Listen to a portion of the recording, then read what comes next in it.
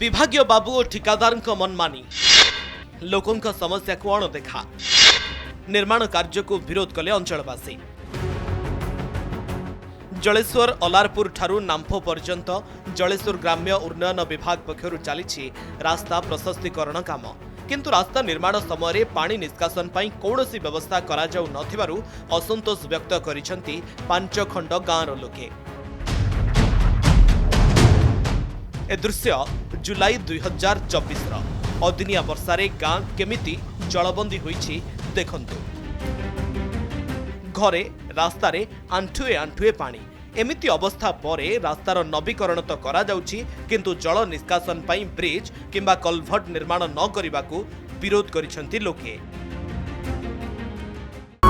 पात्र इलेक्ट्रोनिक्स संपर्क एक भरोसार से कहते कलभट काम सरी ना, काम चली आम समस्त जनप्रतिनिधि समस्त जनसाधारण को नहीं आम एकता सुधा बसबू और कलभट कर से आमको फोन जोगाजोग कले। आमर दाबी रोचे काम पूर्णांग हवा आगु कलभट निश्चित दरकार, यहाँ समस्त दाबी कलभट हवा दरकार। आगामी दिन में जो कृत्रिम बन्या सृष्टि हम ये बहुत धनजीवन हानि हवार आशंका रही। विगत दिन मानक नजर अच्छी विभिन्न गणमाध्यम से प्रकाशित होता, तो लोक मान को रेस्क्यू कर आश्रयस्थली रखा जाइथिला।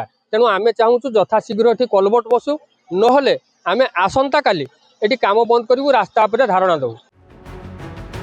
अलारपुर ठारू नाम्फो पर्यंत 4.5 किलोमीटर रास्तार प्रशस्तीकरण करा जाउछि। पानी निष्कासन पई 6टी कलभट निर्माण आवश्यक, मात्र काम सरिबाकू बसिलाणी गोटिए भी निर्माण होई पारिनी। पूर्वरु थिबा कलभट पोती होई जिबा परे लोके वर्षा दिने नाही नथिबा असुविधार सम्मुखीन हेउछंती। वर्षा दिन पूर्वरु एथिपाई किछि व्यवस्था न कले नाम्फो, देउलबाड़, तिलापटा, ज्योति जंगम और पाणीग्राही साही भली अंचल पुणी जलबंदी समस्या भोगिबार संभावना रही। पानी निष्कासन निहाती तो व्यवस्था जरूरी अच्छी।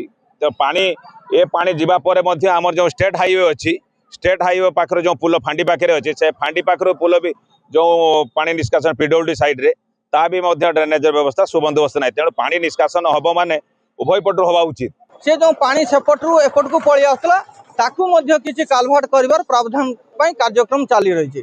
तेणु एठी आउ कालभाट हबार किछि आवश्यकता नाही, केने ना जेतकी कालभाट बसीछि सेतकी कालभाटर पानी निष्कासन हबा पई तळमुंडर पानी निष्कासन होई पारुनी, जहा फल 100-150 एकर चाष जमी एठी नष्ट होउछि, चाष होई पारु नाही।